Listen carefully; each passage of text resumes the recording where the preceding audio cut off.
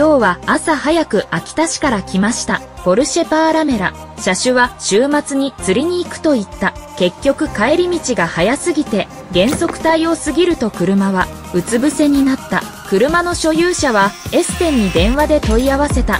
空気ショックで空気が漏れたと言われています。新品のみ交換可能。1本で60万円近くする。部品を待つのにあと3日かかる。私たちは高品質の修理ができることを知っています。そのまま車で来て、動画はすべてこれを見ました。いいねをクリックしてサポートしてください。このような修理はいくら受け取るのが適当だと思いますか？コメントエリアのコメント。